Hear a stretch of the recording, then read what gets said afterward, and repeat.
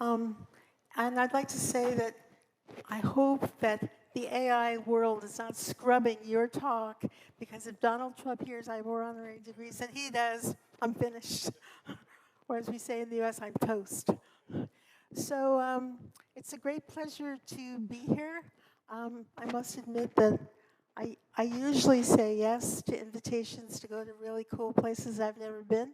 So that is part of what I wanted to do. And am I going to lose this? I think I'm going to give up on this. Probably resort to, does this work? Okay, I'll resort to these. Okay, and what I want to do today, and it's actually quite apropos to this morning's talks, which I found really quite interesting and entertaining. And there were a couple very fast comments I wanted to make about neuroscience, because when I first started working in neuroscience many years ago, things were much simpler, goals were much simpler. But most importantly, and this is what I want to say for you young people, when I started, it was possible for a young person to basically to master a field. And the explosion of knowledge makes it almost impossible for anybody to know everything that they should know. And I think it's much harder to be a student today than it was when I was young, just because there wasn't very much to know then. But apropos of this, the first talk this morning, I started laughing because plateau potentials have been known for 50 years as one of the things that neurons can do. And it was only when systems neuroscience, because of Kristen Greenberger and Jeff McGee, started showing their utility, that systems neuroscience picked up on those potentials, although they were always there. And then it was the fact that systems neuroscience picked up on that allowed most of the people in this room to actually notice as well.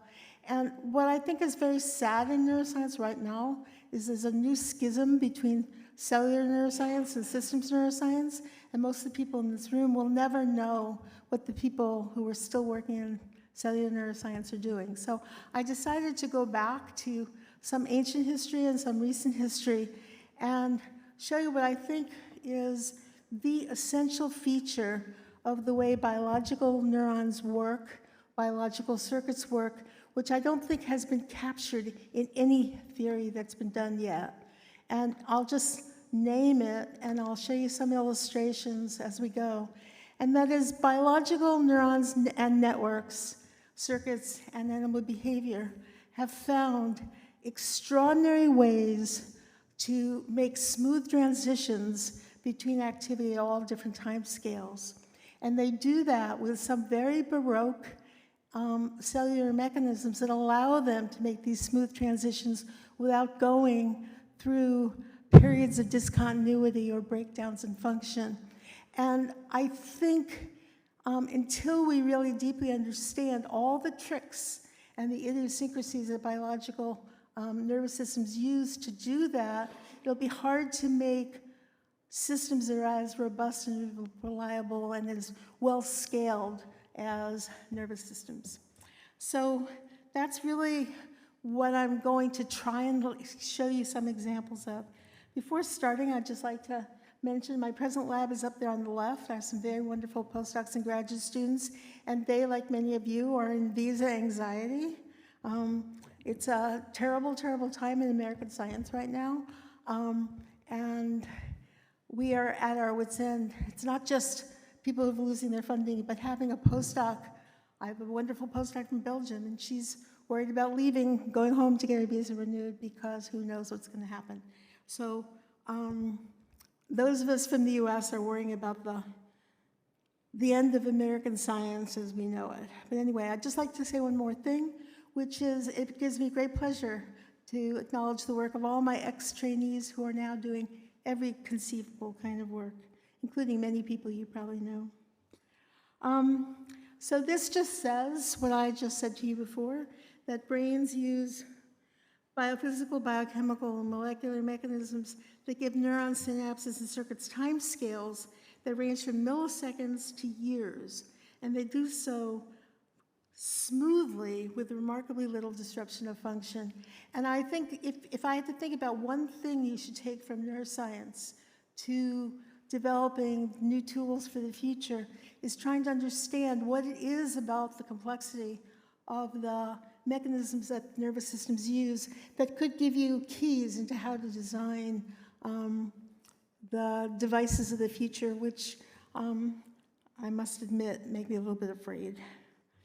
Now, the nervous system that I study is called the systematic aspect nervous system from lobsters and crabs. I'm going back to the very beginning, because probably most of you don't know what it is. It's a small ganglion or group of nerve cells that controls the movements of the animal's stomach. And the stomach has two major rhythms, a fast rhythm, which is called the pyloric rhythm.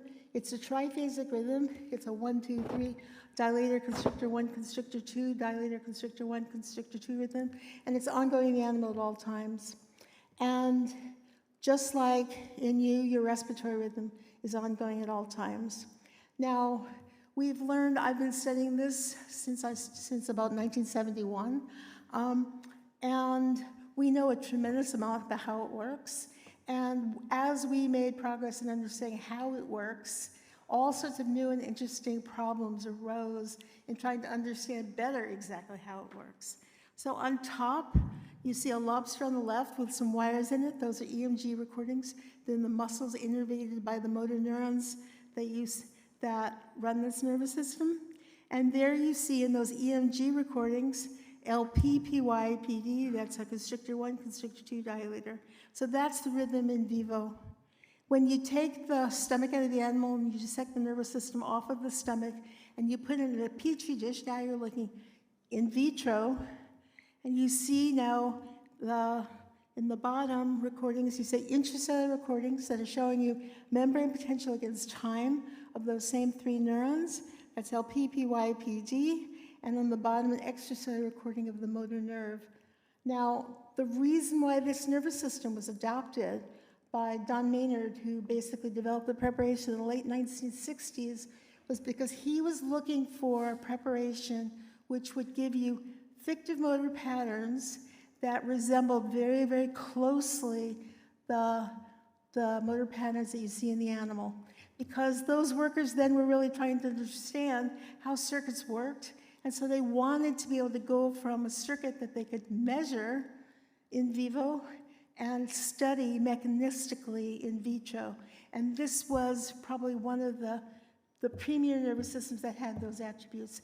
And those attributes included the rhythms kept going in vitro. The pyloric rhythm that you see here can go for 2 weeks if we don't kill it. The intracellular recordings that you're seeing as the increase in membrane potential, depolarization, hyperpolarizations, etc., allow you to see synaptic potentials and to measure membrane currents and do a whole variety of manipulations. And this is a motor system, so its output is easily measurable. And I, for one, find it incomprehensible that people study circuits whose output is not measurable.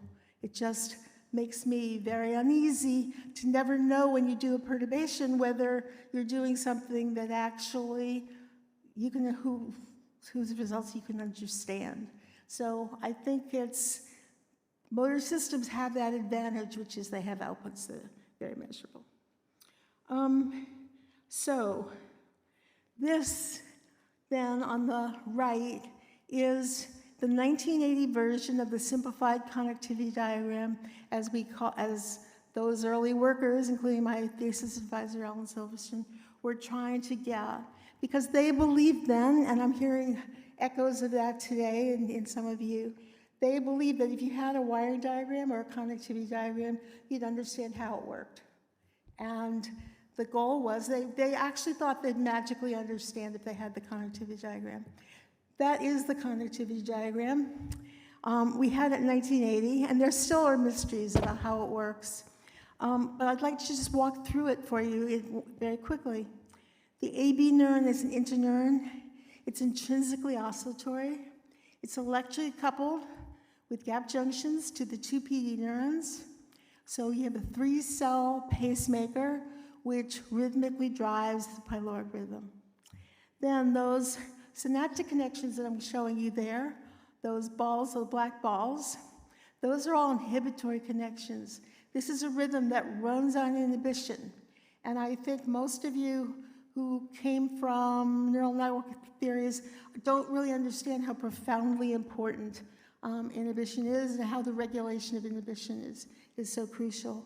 So the way this works, and I'll show you this in a minute, the LP and PY neurons are rhythmically inhibited by that pacemaker, and then they fire on rebound from inhibition. So rebound from inhibition is the timing cue that's used here, and is used in many, many motor systems. And for a variety of reasons, rebound from inhibition can be more useful as a timing cue than excitatory drive. Okay, we'll come back to that in a second.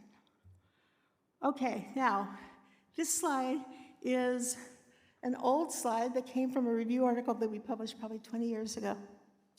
And I just want to make 2 points about time with this. On the top, you see an intracellular recording made with 2 electrodes, one to measure voltage and the other to inject current into the LP neuron. That's one of those neurons that fires on rebound from inhibition. So you see the cell firing, and maybe I have a pointer, maybe I don't.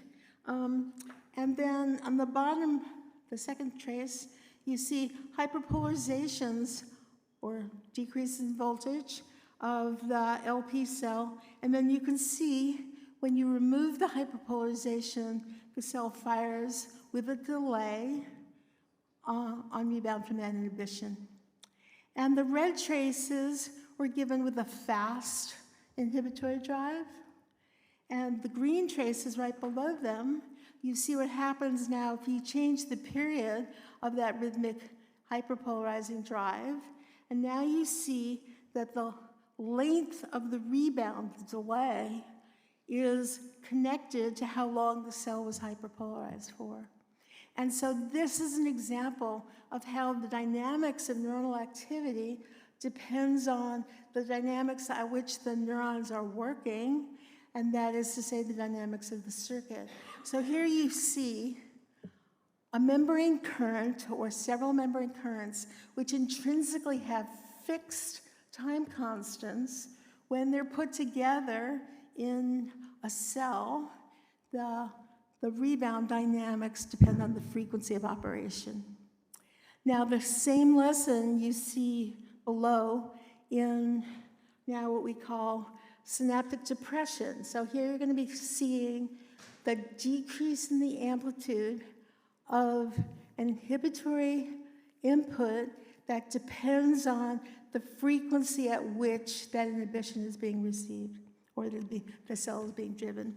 So in the top, in the red, you have a synaptic current measured in voltage clamp, and you can see the first pulse, that's the first depolarization of the presynaptic neuron, gives you a big response, and the second is smaller and smaller and smaller and smaller, the succeeding, so that's a graded synaptic potential that decreases in amplitude, that's synaptic depression, when the neuron is being fired at high frequencies. In green, the frequency of that inhibitory drive, of the drive to that neuron, is being decreased. And so you see the first big IPSP, or it's actually synaptic current. And then if you wait a long time, you can see the depression is gone and you recover the same amplitude you had before. So this is an example of a plastic synaptic connection, in this case an inhibitory connection, where the strength of the input depends on the dynamics of the activation. And most synapses, probably almost all synapses, show some kind of synaptic modulation as a function of the frequency of activity, and you heard one beautiful example this morning. But there are a whole variety of ways in which synapses are changing their activity and their strength. And this allows networks to basically operate over a large dynamic range, which if you're thinking about running a motor system, you want to run a characteristic activity over a large dynamic range. You need to be able to walk or breathe over a very large range of frequencies, and building that from elements with fixed time constants is a really non-trivial computational problem. Okay, now I just want to show you one more little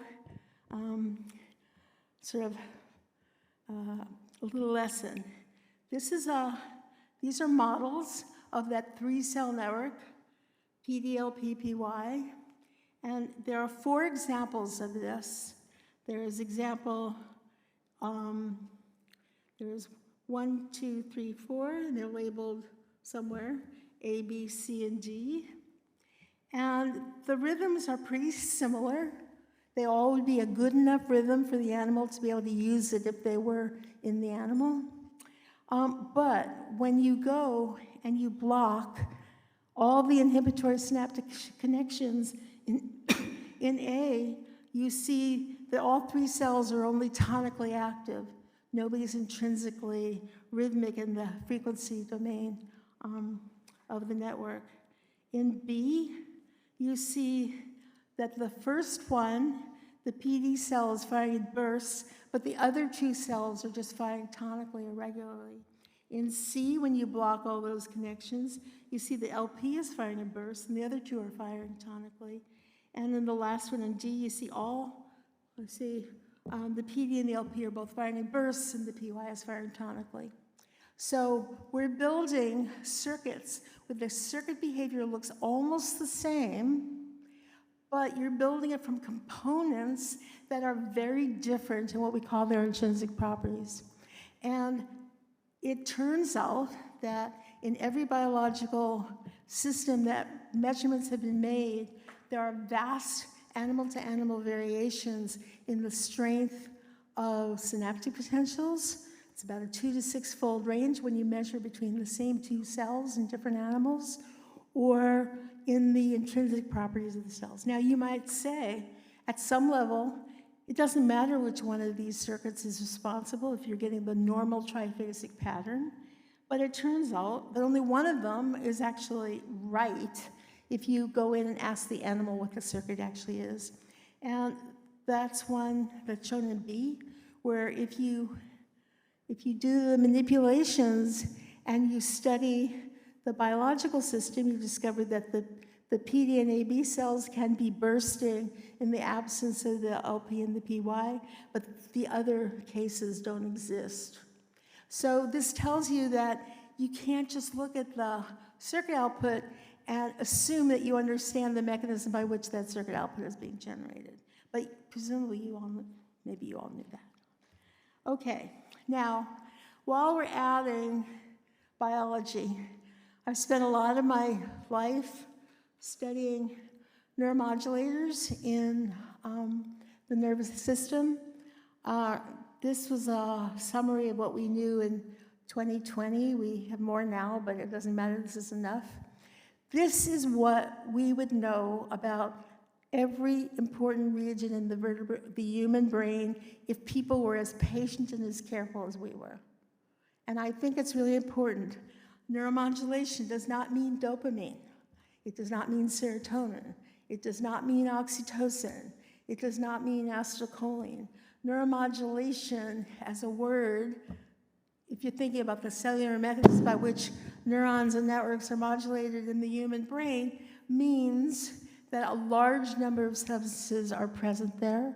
Individual cells have receptors to many substances, and each of these substances can alter synaptic strength and those intrinsic properties or the firing properties of cells. And so it's very important to understand this is a conundrum, again, why it is, if you have so many modulators floating around, why you don't end up with network crashes much more often than you do. And that's another problem we've studied for many years, and if anybody's interested in that later, we can talk about it. Okay, but call it 50 or 200, it doesn't matter, neuropeptides that act on these 30 neurons and that means there are 50 or call it 200 neuropeptides that act in your brain, and on top of that, you have all the amines that you do know about, including serotonin, somebody mentioned today. But remember, modulators never work alone. It's a very rich, multi-factored system. Okay, just two examples of what modulators can do. This is, we removed all the modulators from, in this case, the AB cell, that intrinsically oscillatory cell. And geniothiazide applied pilocarpine, which is a muscarinic-cholinergic agonist. That's one of the substances that people use actually when they're interested in studying epilepsy. And on a slow time base, the cell was completely silent. And then slowly, in response to the modulator, you can see the oscillations start, and they increase in frequency and they increase in amplitude. And then this was in the days where we had chart recorders before computers, if you can imagine. We did experiments before computers. When she had pushed the button on a chart recorder and she increased the time scale of the recording, you can see this beautiful, large amplitude, very regular oscillation. And the same thing happens if you do the experiment with serotonin. So in this case, the modulator completely transforms the intrinsic activity of the cell. It goes from being silent, in which case it would only fire if it was depolarized or in rebound, to a very strong and robust oscillator. Okay, now, synaptic strength. Modulators can alter the strength of synapses far more than any learning rule I've ever seen. And this is one example. This happens to be the synapse from LP to PD and normal saline on top. And you basically see a small action potential in the LP, and you see nothing in the PD cell. Now, in the presence of RPCH, which is a neuropeptide, now each action potential in the presynaptic cell gives you an enormous IPSP. And so you can go from, you can have a 10-fold or a 20-fold increase in amplitude, which you would never see with something like LTP or, LTD or anything like that. And so these substances can completely transform the structure of a network. Okay, so neuromodulators can produce qualitative changes in the firing properties of single neurons and very large changes in the amplitude of synaptic potentials.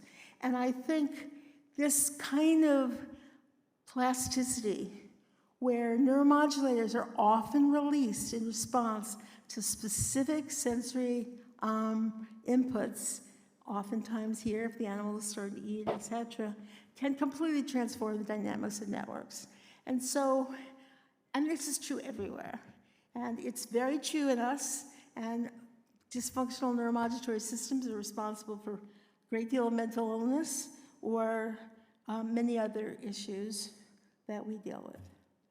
Now, I briefly alluded to this.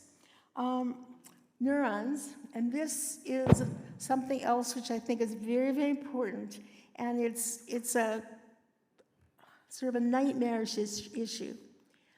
Neurons, most of the neurons in your brain have 10 or 12 or 15 different kinds of voltage and time dependent channels. They may have 5 different kinds of potassium channels and 4 different kinds of calcium channels, and they have a whole variety of conductances. Each one of these channels has a gene and an RNA, and produces a protein which opens and closes in response to voltage and time in characteristic ways that can be studied individually. However, the neuron puts them all together, and its integrated dynamics depend on all of those channels as they're operating. Because they operate differently in terms of voltage and time, they can end up producing quite variable dynamics. Now, the models we often use, what I call semi-realistic models. They're isopotential, so they're very simplified, but they're far more complicated than probably anybody in this room but me would ever build. And this particular model has an inward sodium current, 2 calcium currents, an IH, which is a hyperpolarization activated inward current, and 3 potassium currents. And I'm showing you this just to make 2 points, and I'll hopefully do it pretty quickly. So each of these is characterized individually, but the reason I got driven into working with theorists as a perfectly self-respecting biologist is because once you have more than two nonlinear processes that work together, you basically have to put it together and do the simulations or build a model, because we don't think very well about more than two nonlinear processes. Maybe you guys do. I don't. Most of you don't either. You're fooling yourselves. Okay, so this is a visualization method that Leandro Alonso built to allow us to see how each of those 7 currents I showed you before is contributing to the dynamics of a single neuron. On the top, you see the voltage against time traces. So it's hyperpolarized, and then it's depolarized, firing a burst, then hyperpolarizing again. And below, what Leandro's doing is he's plotting the percent of the total inward or the percent of the total outward current carried by each of those currents. The total inward current is seen in the bottom black trace, the total outward current on the top trace. And the outward currents, you can see there's a little purple current that's carried by one of the potassium currents, that's the A current. Then the calcium-activated K current, another potassium current is shown in orange. And then in yellow, there's still another potassium current, that's the calcium-activated potassium current. And then you see the red is the sodium current, et cetera. So why am I showing you this? Well, first of all, I'm showing you this because it's really nice to see how these channels or how their currents interact to produce the voltage dynamics that they do. But I'm showing you this for the next 2 slides. This slide, which looks much more complicated than it is an example of what we call degeneracy, and this came up already this morning, the notion that there are multiple mechanisms to produce a very similar output. In this case, Leandro built 6 model neurons. There's A, B, C, D, E, F. You can see those voltage and time traces. The bursting activities, they're very, very similar. But now if you use the method that I just showed you, and if you look in each of those cases, you see the contributions of different currents to those dynamics are very different. So in A, the first one, I probably could find a picture. Okay. In A, you can see the purple A current is almost invisible. It's really tiny. In B, it's bigger. If you look down here at F, if I can make it, you can see that purple current, that A current, is really large. So in this case, the A current is producing a lot of effect on the dynamics. In the first one, very, very little effect. Okay, even though the output looks very similar. So this is what we call degeneracy. There are multiple mechanisms that the nervous system can use or that biological systems can use to produce very similar activity. Okay, now that's point number 1. There are 2 take-home lessons from this. If you were a biologist or a geneticist, especially if you're a geneticist, and you saw this trace in F, you'd say, well, if I block that current, then it should make a really big difference into the dynamics of the cell.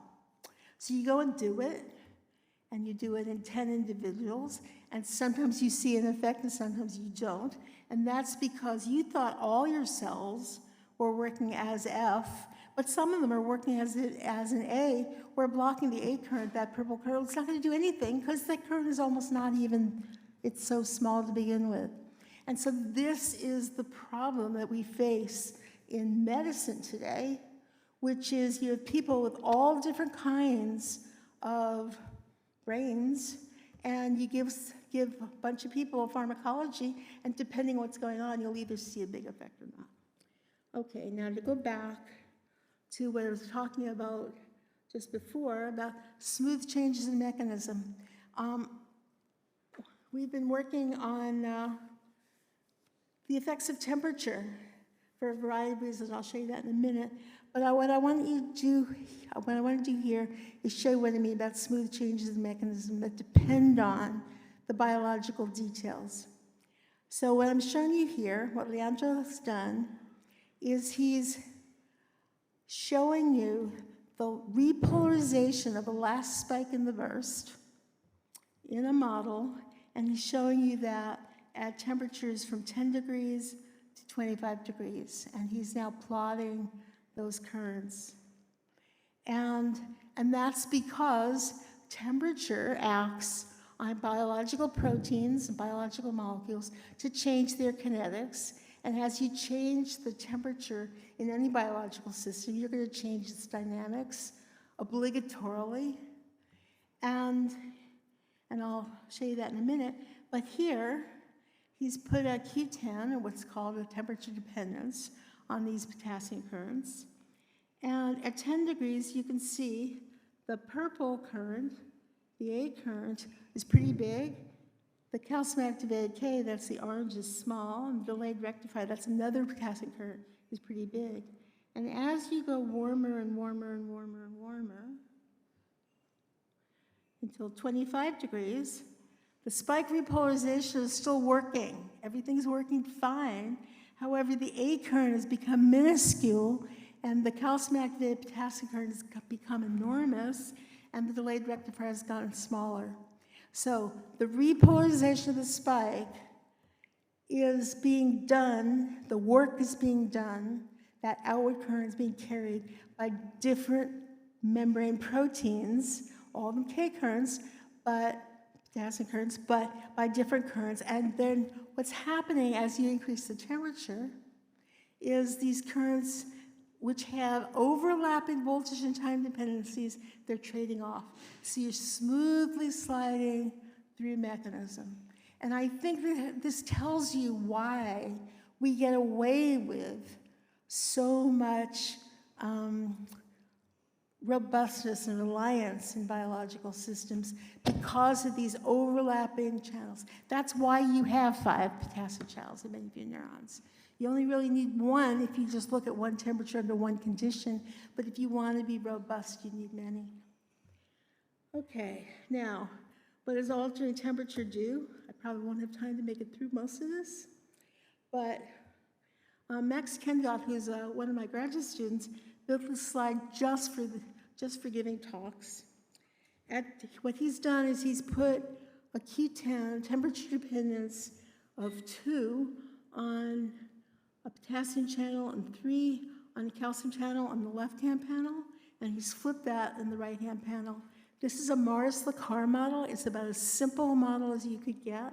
It generates plateaus or slow bursts, and it was originally built to model barnacle muscle, not that it matters. So it goes up and down in response to injected current.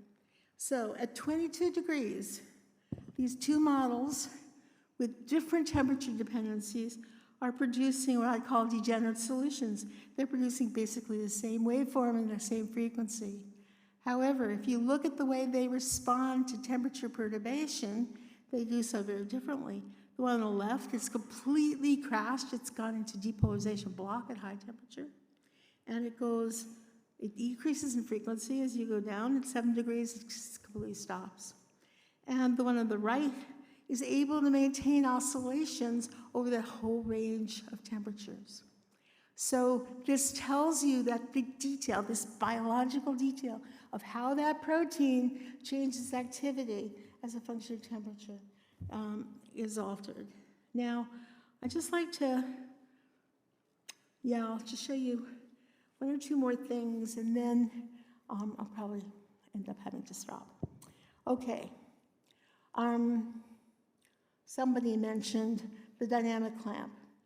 What the dynamic clamp is, it's a way of doing simulations with biological neurons. The problem with doing simulations with model neurons is you've measured some things, you can build those things, and there's all these unknowns that you just have to make up when you build a model neuron. What the dynamic clamp allows us to do is to take a current that we have measured or that we care about and have the current live in a computer, and then we can use an electrode to measure the voltage of the cell and then use that to control the computer model current and inject what that current would do in that cell at that voltage.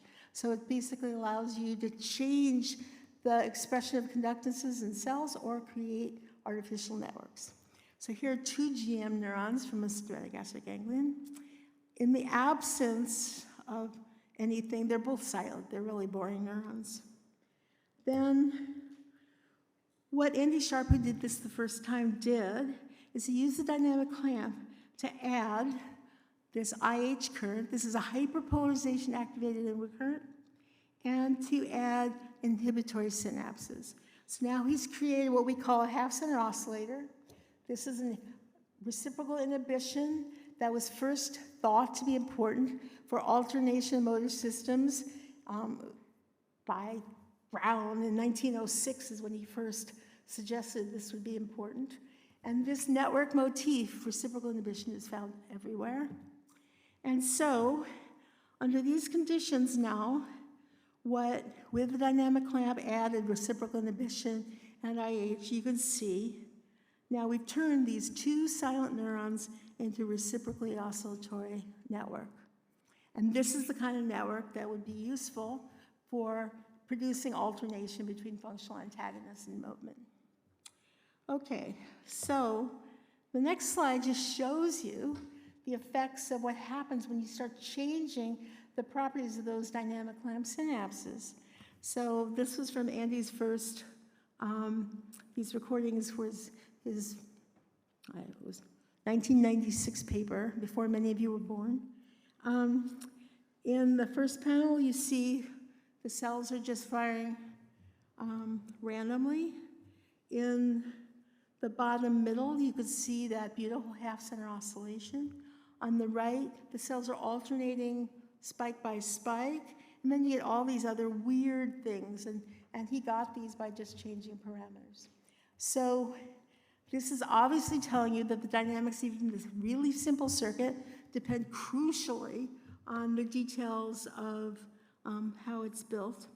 And then, so therefore, it becomes sort of important to understand what the range of stability if you want this reciprocal inhibition, and we know a great deal about that.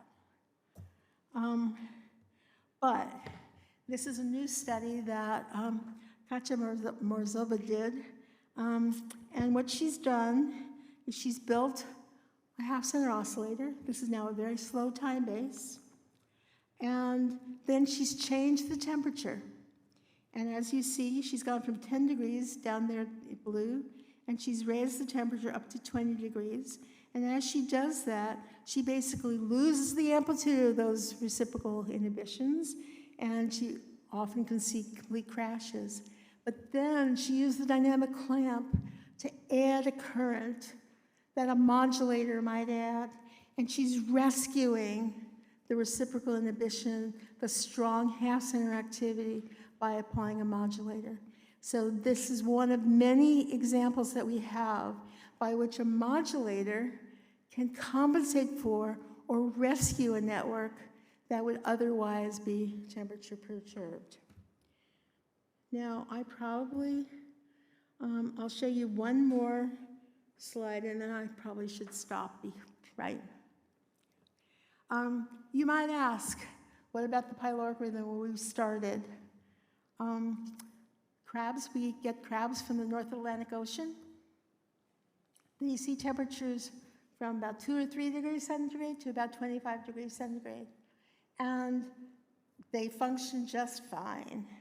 And so these are recordings at 7 degrees. You can see PDLPPY.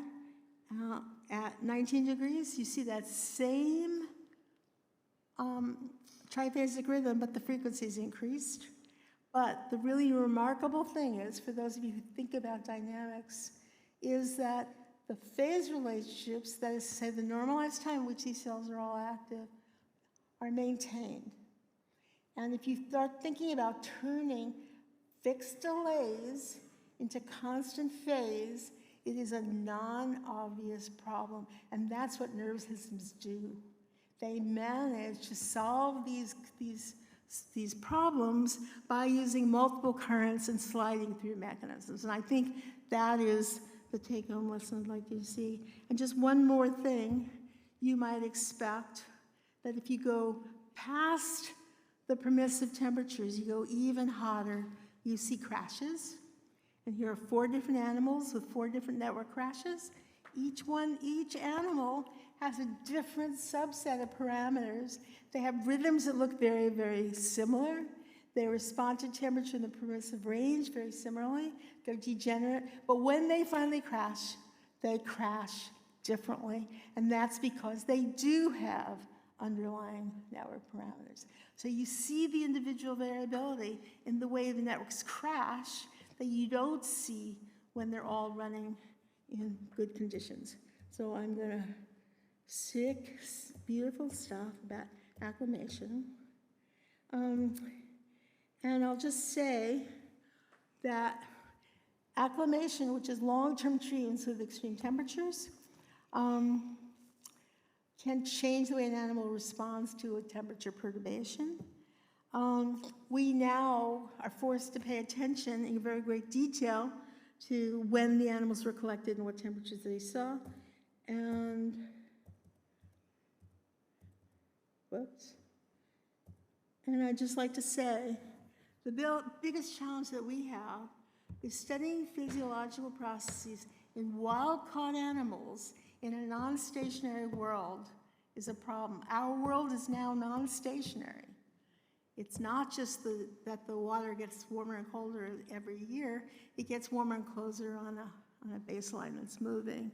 And so, as a biologist, it's a very difficult experimental challenge, and it's a very different computational challenge to try and understand the very long time constants as they interact with fast time constants in producing circuit dynamics. And I'll stop there.